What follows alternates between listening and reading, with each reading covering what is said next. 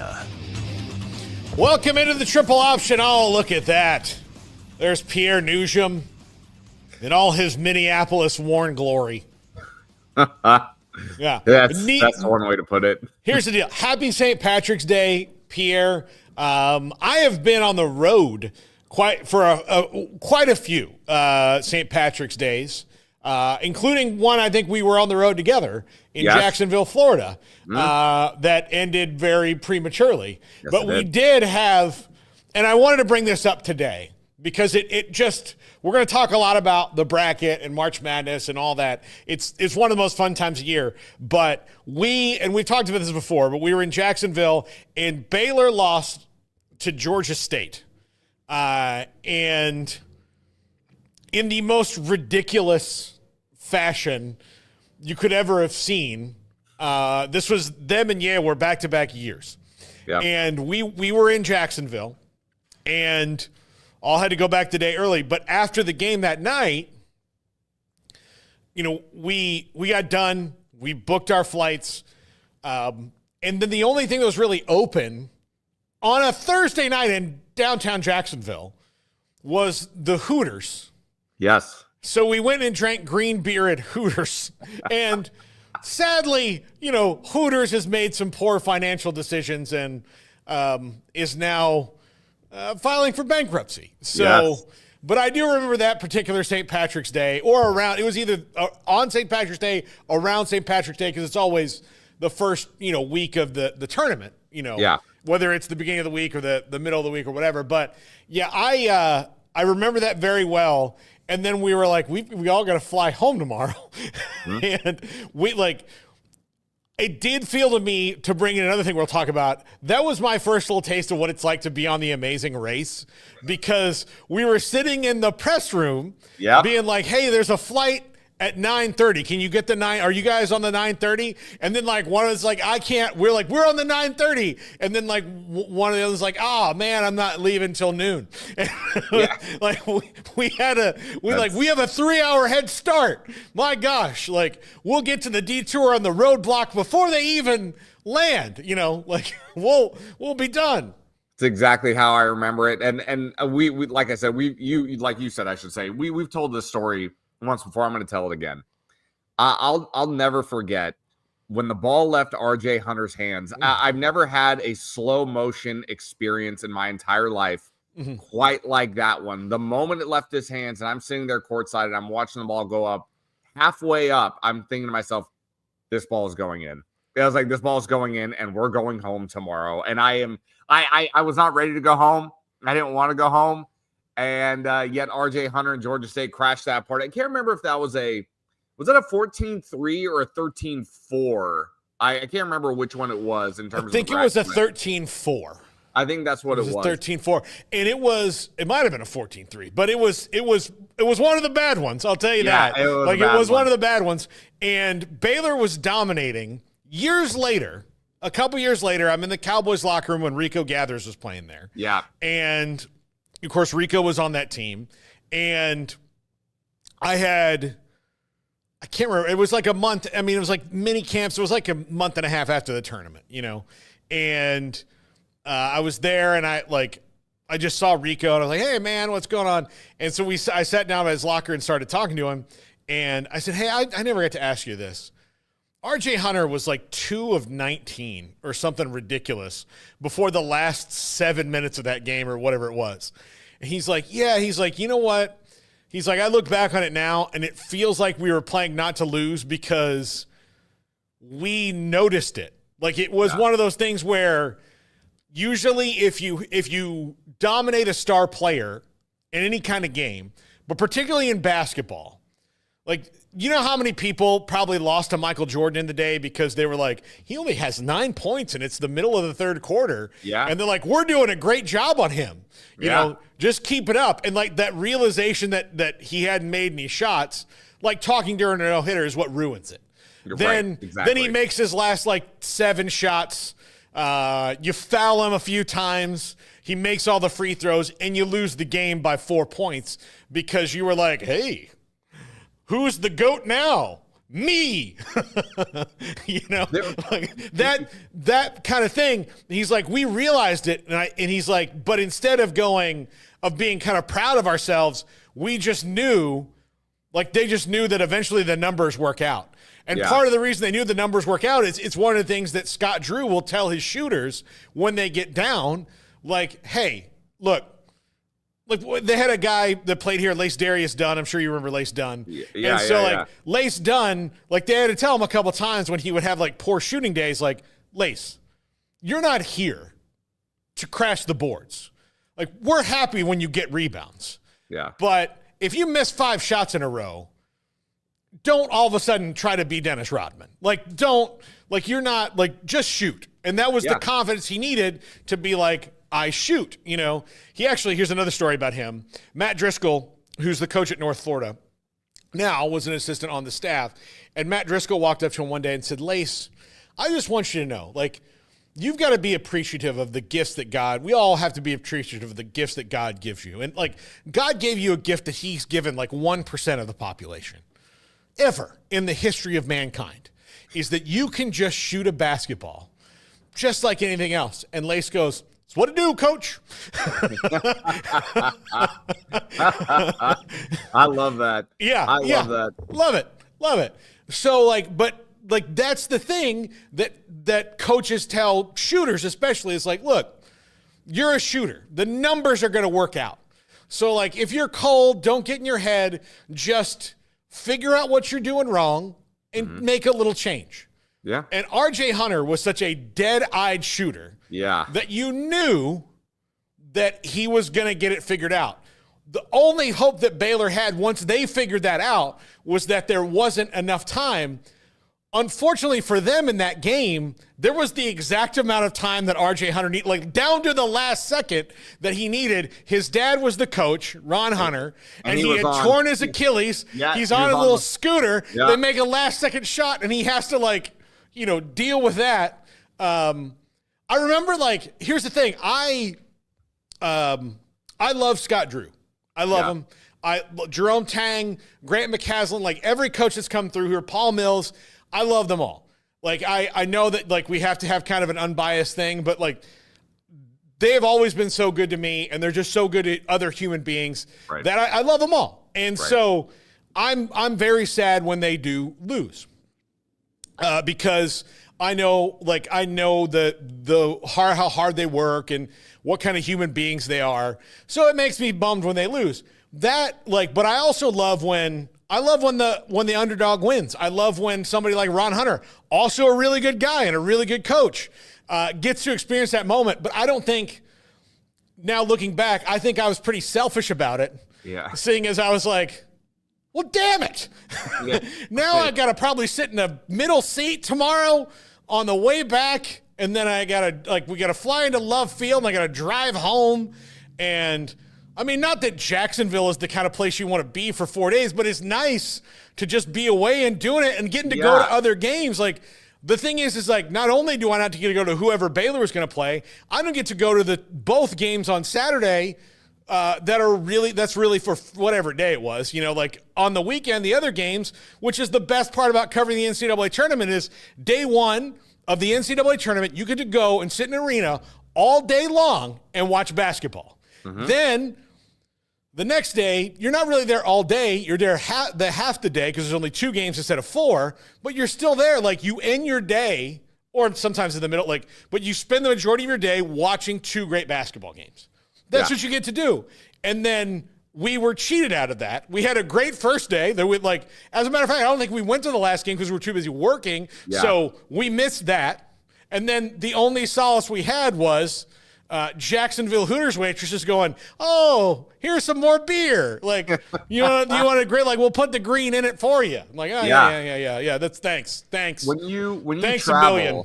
When you travel like that, I think what you're trying to get at is when we travel like that, you want to make it worth it. It's got to be, and when you have to scramble and rebook your trip 2 days prior than what you were expecting, and that's something that a lot of people in the general public don't understand, how much our lives depend on what happens when teams win or lose. They don't really get to see the behind the curtain things that happen when teams win and lose and what that means for us. Not that they probably really care to begin with, but when you make a trip, like, absolutely want to make it worth it. And when you go out on the first day, it's absolutely heartbreaking. It's annoying. You want more. You don't want to go out on the first day of the NCAA tournament.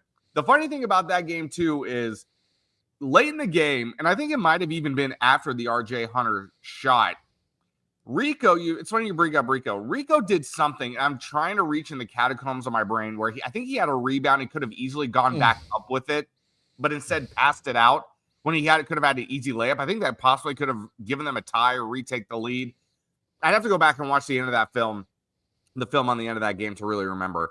But that game is just still entrenched in my mind. And then you bring up the Yale game. I was gone. I moved to Sacramento at that time. I was watching the Yale game at home. And I remember Nick Canizales and I were in Providence together. Yes. Let me tell you about Providence when we're done. Oh, yeah. No, yeah. I want to hear about that. But I remember after they lost that game, funny enough, after they lost that game, I might have tweeted something about that game. And it was like a matter of fact type of tweet. And somebody in the local Sacramento, I'm not even going to say that he was in the media community. He was more of a guy who wanted to be viewed as a media member, but he really wasn't, got at me and said that Baylor should fire Scott Drew. And I remember replying or quote tweeting him and saying, that is absolutely not going to happen. And let me tell you why. He is very much beloved at that program. That program was nothing. It was a complete shambles before he got there. And he could probably lose in the first round of the NCAA tournament 5-6 years in a row, and they still would not fire Scott Drew. That's how much he's well-respected and well-loved there. And sure enough, 3 or 4 years later, they win the national championship. And it's a good tale of resiliency, really, when you kind of trace it back to where it started to where they got to in 2020. Yeah. We did, and I need to get you a link to this, but Sigum 365 did a documentary about Scott Drew, and Smokey and I's role in that was we were a couple of the outsider media observers, because we're like some of the few non-Baylor alums that are in the thing, right? So we had covered all this rise of Scott Drew and all that, and so I was at the Yale game, and I was, the other thing I remember about Jacksonville was it was either Jacksonville or Providence. It was kind of raining outside. I think it was Jacksonville. It was kind of raining, and I had to go do a hit on the show after the post game was over. And so I'm going in and I'm sitting on hold, I'm waiting, and I'm listening to 3 or 4 callers before me, talk about Scott Drew's taking this team as far as he can go. And Smokey asked me a question before we get into how this game went down. Do you guys not understand that you'd gone to the NCAA tournament since it expanded to 64 teams one time before he got here? Once. And now you're in it pretty much every year. Yeah. It takes time. This is not he didn't take over Duke or North Carolina or Kansas or UC. It's not taking over for John Wooden. Or Kentucky, which he could have done last year, or even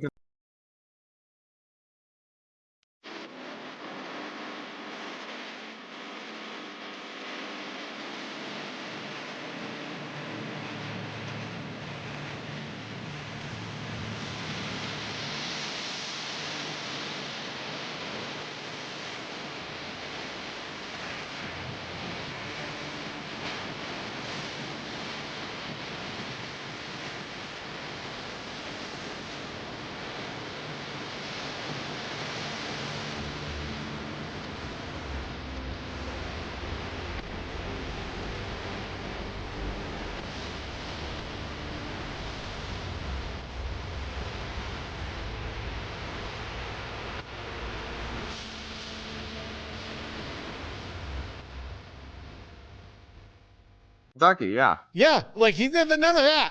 He didn't do any of that. But now you're sitting here complaining. I said, every single one of you who called up and did that should just never go to a game again, if that's how you feel about things. And you know what? Don't watch sports. We don't want you. You're not a productive member of the sports viewing society. This is ridiculous. Now, If you're talking about somebody who takes over for a great coach at a great program and can't maintain it, then yes. But if you take somebody, and now like Scott Drew's proven it beyond proving it because of the national title. But that was wild. And then in the Providence game, same thing, go out to do the hit. Same. I'm like, look, I feel like I'm taking crazy pills here, but I mean this is just how it is. Like you have to like be realistic about things. And, like the way, and I will say this, and this is, I know I'm a little pilled here, but I am married to a Kansas fan. Right. And one of the things I will tell you about Kansas fans, and believe me, I will tell you the bad stuff too, is that they take losses harder than any fan base I have ever seen. And I'm not just talking about my wife and my brother-in-law. If you read their message boards, if you read Kansas Twitter after a loss, they take it hard. Like it really hurts them that they lose games. They do not, however, make crazy statements for the most part. I mean, there's a section of every fan base. I'm sure there's firebillself.com, message board people that are like, it's time. The heart attack took his brain too. He can't do it in the modern way. Well, I mean, things are different now, and everybody's figuring it out. So, but none of them, for the most part, they're like, look, he just needs to figure it out. They don't question his ability. They don't want him to quit tomorrow. Those are those things. So they have a very rational look at things. As where I will tell you that for the large part, and I've been here a long time, Baylor fans have kind of an irrational view of it. Because they don't look, I get it. You try to forget the bad things. Yeah, sure. You don't remember, you enjoy the success, and then once you have it, you forget how bad the failures tasted, And you're like, well, we shouldn't. You're like, man, you need to remember that, before you were eating filet every night, it was it was like half a can of Beanie Weenies over a fire. 100%. Like a hobo in the Great Depression. It's the grass is always greener mentality that a lot of people have, not just in college sports, but in all of sports, including pro sports. And I can't tell you, honestly, I've been in Minnesota 7 years now, and I have never been in a market where I have been just absolutely surrounded by people who have the mentality of what's the next shiny new object. The moment somebody gets here, within 3 or 4 years, they cannot wait to find the next guy. They can't wait. Ben Johnson, I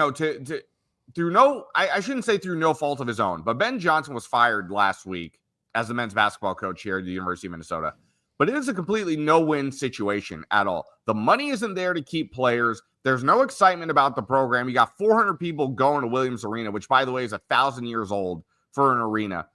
And there are so many different situations to where I'm thinking, even though this is D1, and even though it's in the Big Ten, and just a couple of days ago, I had Minnesota Athletic Director Mark Hoyle say to my face, try to sell me on the notion of why this is a desirable job.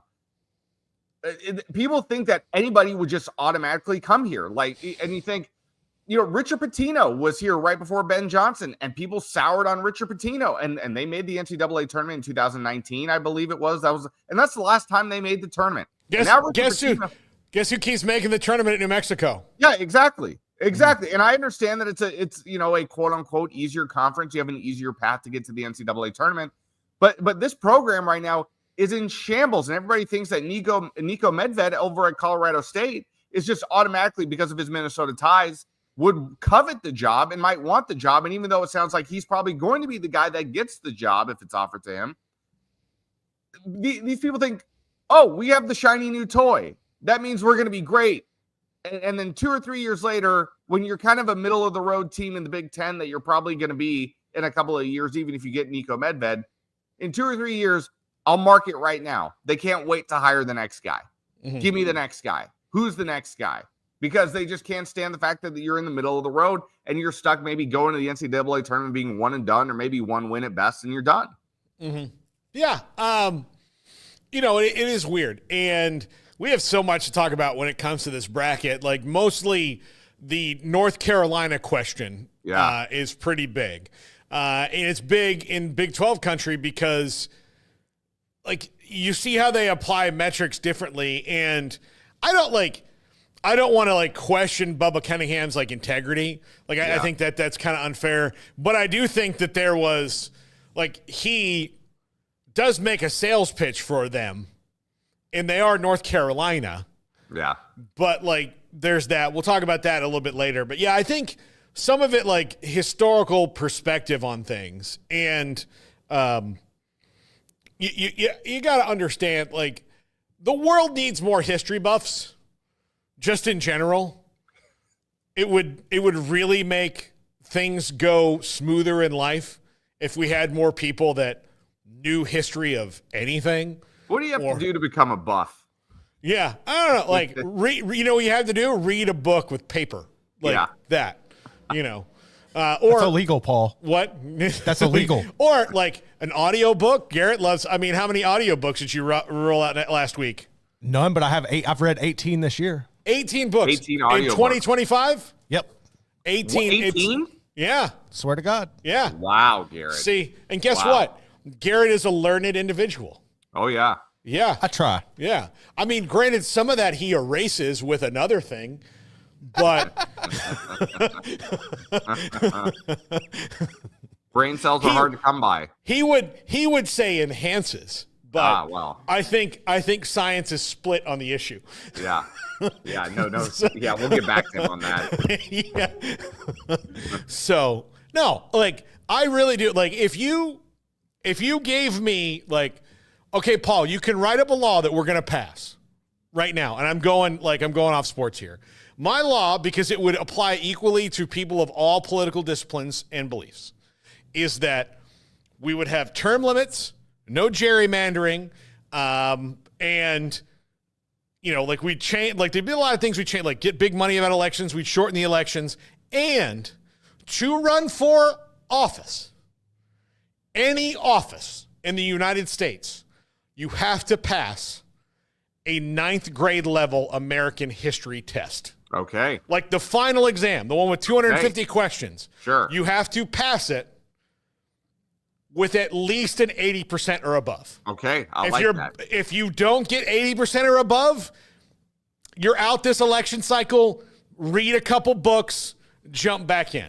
I thought you were going to say 75%. I said, no, that's too low. 80% or above. Like, you can't. That.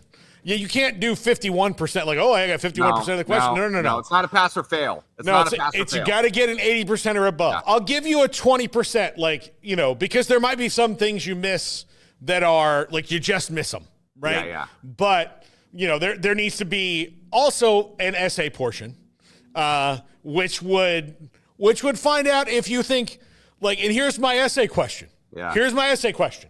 It's a really easy essay question. Is Hitler bad? Yeah. And if you say no, I'm sorry, that's disqualifying. You don't even have to write a whole, like, here's the thing. The people who write one-word answers, yes. Yeah. That's the answer. Mm-hmm. Saying no, or if you answer, well, it's complicated, no. Yeah. The answer is yes to Correct. Is Hitler bad? Correct. Or was Hitler bad? Yeah. Yeah. No, like the damning thing is like, well, he had he didn't have good ideas. No. He did not. No. Not good ideas. No. Those are quite bad. Yeah. If the answer is yes, like, that's all you do. But if you see somebody, like, here's the thing, and we mark them, like, we have the proctor, like, you know, you turn in the multiple choice part, and then he gives you the essay part, which is one question. Yeah. And the people who write yes and walk right back up, they're getting that portion right. Now we have to grade their other part, but they get that portion right. The people who write more than yes, then done. You're out. That's it. You're out. You're out. No. Like, that would really cull the herd of the morons and scary people a lot. Even if you had an 80% or above on the other portion of the test, I think if you went with the no or it's complicated, I think that's an automatic DQ. Yeah, exactly. Like, it's simple. It's simple. You know, like, I'm not, like, we'll just start with that one. I'm not going to get into the other world leaders. I don't want to put too much. I don't want to put too much weight on one question here. I don't want to swing the entire test, but that's kind of a. But big one. that is like, you could rock out the other part, and you're like, well, you know what? Sorry, you missed because it's also the easiest question. Like if you miss the easiest question, that's a question that's easier than what is your name? Yeah, yeah, and some people get that wrong. Yeah, because what is your name? Like my whole name, my middle name. You and I are Catholic, Pierre. We have confirmation names. We do. It's true. Yeah. Yes. My confirmation name is Peter. All right. And I went back and forth. Sometimes I think it's Dominic because that's what I was gonna pick until I decided, you know what? My dad's name's Pete. That would be really cool. I'm going to do that. My godfather, there's a lot of Petes in my family. So that's what I picked, So you got to go and pick a saint. So I was even looking back, is it Peter? Is it Joseph? I really like Joseph, my middle name's Anthony. So that covers a bunch of Italian saints anyway. But no doubt. so even still, I liked Dominic because of Saint Dominic Savio. And, he was the youngest saint. Sure. A sickly boy. But yeah, so those are the things, those kind of things. But even I, sometimes if they said, what's your confirmation name? I'd be like, oh, Dominic. Because really until the moment of truth, when they had me write it down, it was a coin flip between Dominic and Peter. Yeah. And I might, honestly, to be honest with you, I might get that wrong on a test. If you ask me what my confirmation name was, because I absolutely do not remember. Yeah. I have no recollection of it whatsoever. The only reason I've even remembered it is because I started thinking about it now and worked through it in my head. Went back and worked through it. That was quite a windy road. Road just now through Paul's brain. I'm just saying. So but if you asked me, is Hitler bad? My question would be, Hitler is bad. Yeah. Really not that complicated. Yeah. No. And I'll tell you. And you're like, well, what about as an artist? I'd be like, bad enough that he became the awful dictator. So that's important. So all Hitler things are bad. Right. Yes. Correct. Yeah. I mean, even you, Ava Braun, we're talking to you. Yeah. Guilty by association. Yeah. Yeah. I'm just telling you, if you're gonna blow Hitler, you're pretty bad. Yeah, you're bad. You're a bad person. Bad person. So I mean, just I think those things are obvious. Yeah. I mean, I know other people don't. And I'm scared. I'm not in the chat right now. I'm scared to go in and look and see if somebody's like, well, no, this is not up for debate. It's bad. I'm Stalin, leave also bad. I'm going to leave Garrett to the audio version of the comment section. Maybe in case he doesn't want to read them, maybe we get them out loud. I'll dig something up. Yeah. I'm guessing that nobody's going to put in. I mean, I don't know. I would say that, but dear God, I hope not. I mean, I hope not. Well, Paul, you're wrong. You know what? One time I talked about what did I say? Well, anytime I talk about vaccines, there's an anti-vaxxer that pops up. Oh yeah, the moon landing thing. Oh, we got two different people from two different parts of the country. Yeah, watching the show. That's oh, Paul has fallen for the government conspiracy of the moon landing, and I'm like, yeah, no. I mean, yeah, that one. The moon landing one is actually kind of a fun one to talk your way through because I could be swayed one way or the other. I'm not going to lie. I could be swayed. I don't believe that it was a hoax. I definitely think it did happen. Here's the problem with it.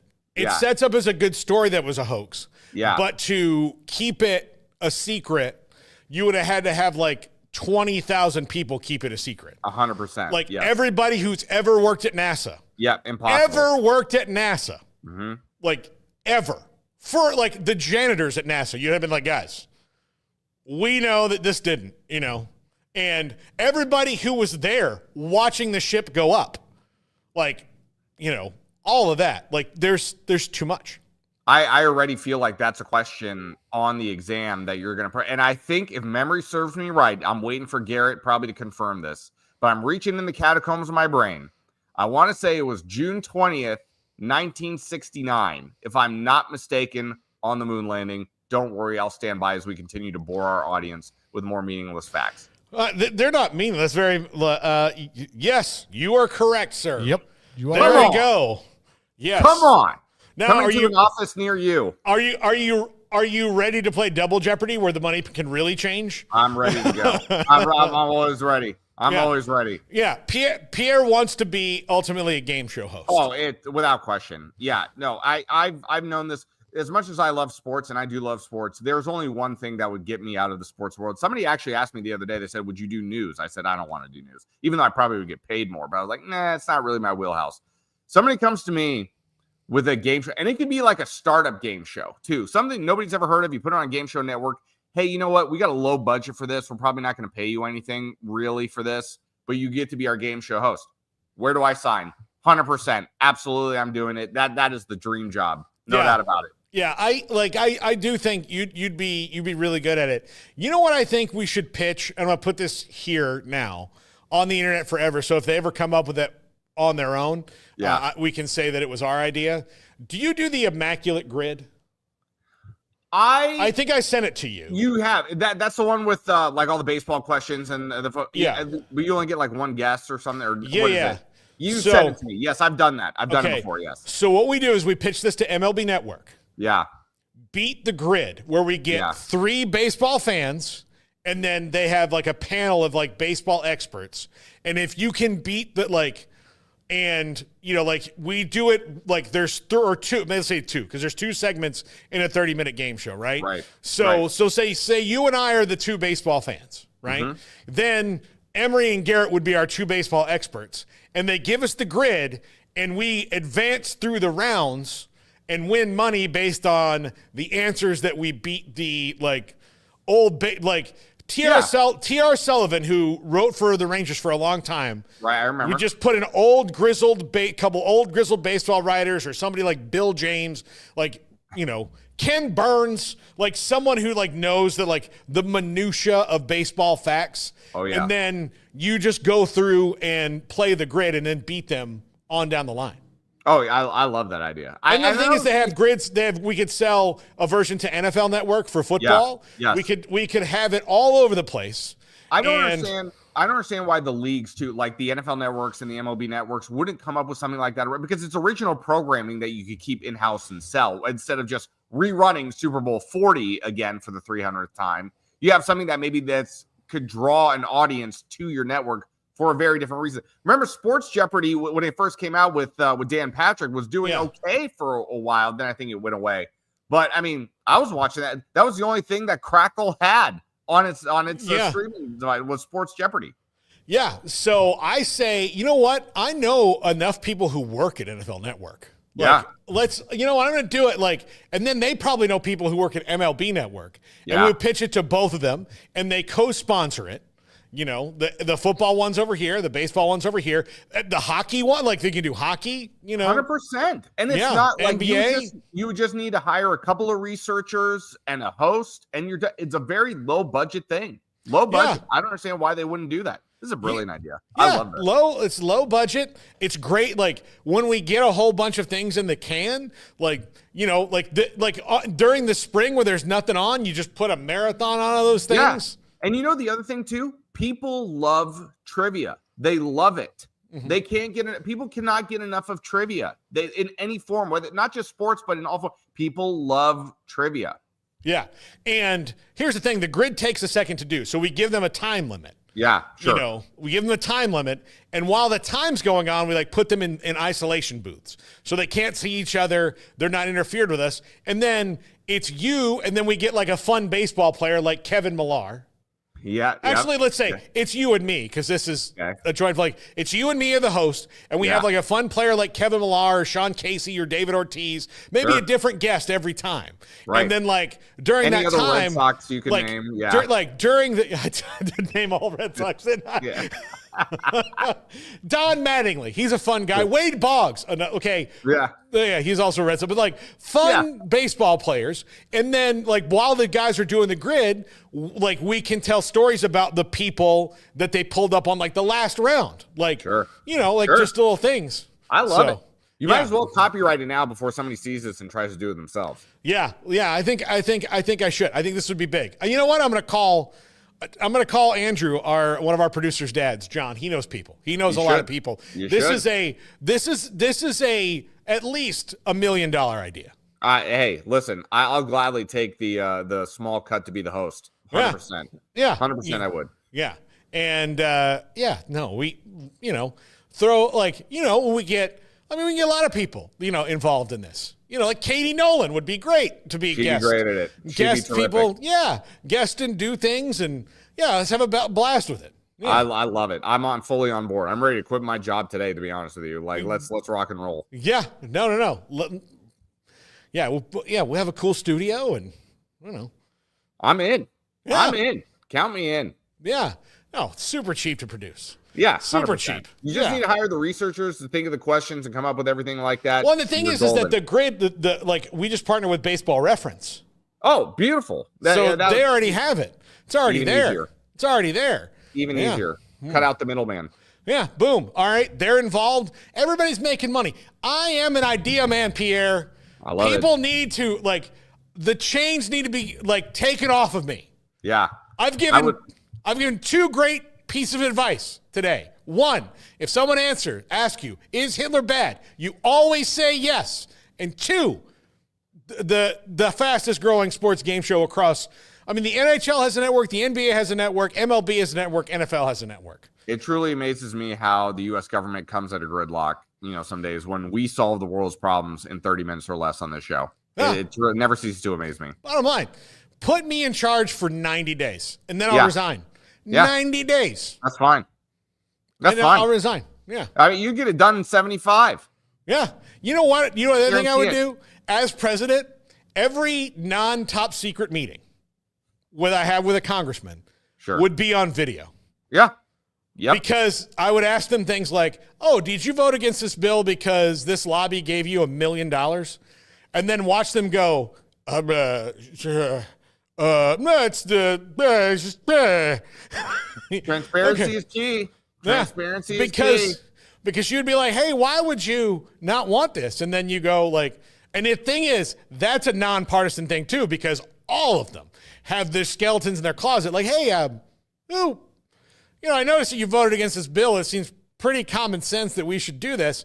And it's because the people who would lose from this, the big evil, corporation, donated to, $4 million in your last campaign. Interesting. Isn't that something? Hey, do you know what Truth Partners is? It seems to be a shell corp. Yeah. Can you tell me who they are? People donate to me. I don't know. They just like what I do, but don't want to say that they do. It sounds like your own version of Doge, just on camera a little bit. Yeah. I can just. You want to make things efficient? I can make things efficient because no doubt about it. Think about how honest you would be if your performance review came in for you were just in the room with your boss, but you knew on closed circuit TV that all your coworkers were watching. Yeah. Oh yeah. 100%. Yeah. 100%. And the other thing too that people need to know is people make a lot of money off of things not running efficiently. That's why. Just always remember that. Yeah. So you could be if you were at Fox 9 and hey, Pierre, we're going to talk about this. And they're like, hey, what do you think of Kathy? Yeah. Hey, you remember that time that you blamed Kathy for you being late or that piece not getting on the air? But